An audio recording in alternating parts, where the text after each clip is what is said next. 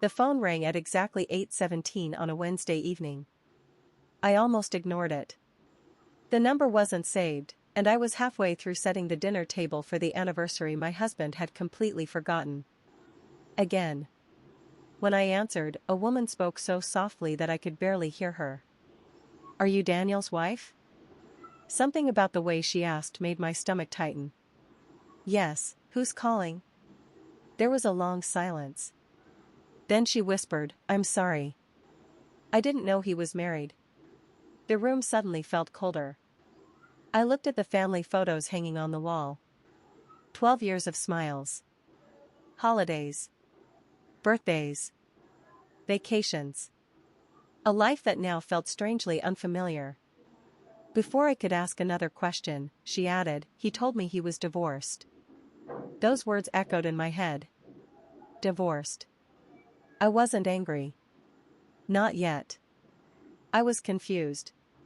Because Daniel wasn't the type of man who came home late or forgot important dates. He kissed me every morning before work. He texted me during lunch. He never gave me a reason to doubt him. Or maybe, he never gave me a reason to look deeper. The woman apologized again before ending the call. I stood there holding my phone long after the screen went dark. When Daniel walked through the front door 20 minutes later, smiling like every other evening, I smiled back. I didn't ask a single question. I simply served dinner. And for the first time in our marriage, I started paying attention. The next morning, I quietly followed my usual routine. Coffee. Breakfast. A goodbye kiss. Then I watched his car disappear around the corner. Instead of going to work, I drove to the cafe the unknown woman had mentioned before hanging up. She was already waiting. She looked just as nervous as I felt. The first thing she did was place dozens of photos on the table. Photos of Daniel. Different restaurants. Different weekends. Different cities. In every picture, he was holding her hand. My heart shattered, but I refused to cry. She looked at me and whispered, "I thought I was building a future with him." That's when I realized. Neither of us knew the real man we had loved. Over the next few days, we compared everything. Messages. Receipts. Travel dates. Every lie fit together like pieces of a puzzle. Whenever he claimed he was attending business meetings, he was spending weekends with her. Whenever he told her he was visiting family, he was sleeping beside me. He had built two completely different lives without either of us knowing. The strange part wasn't discovering his betrayal. It was discovering how carefully he had protected it.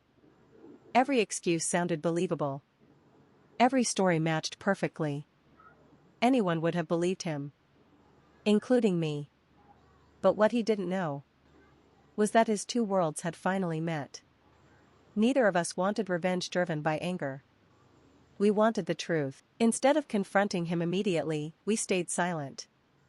For 2 weeks. During that time, I quietly met with an attorney. She gathered every document. Every financial record. Every hidden account. Meanwhile, the other woman ended their relationship without giving him a reason. He panicked. For the first time, his perfect schedule started falling apart. He called her. She ignored him. He came home irritated. I comforted him with the same kindness he had taken for granted for years.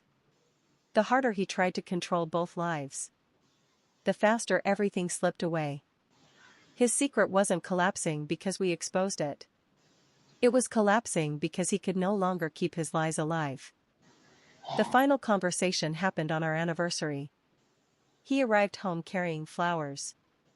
"I have a surprise," he smiled. "So do I replied.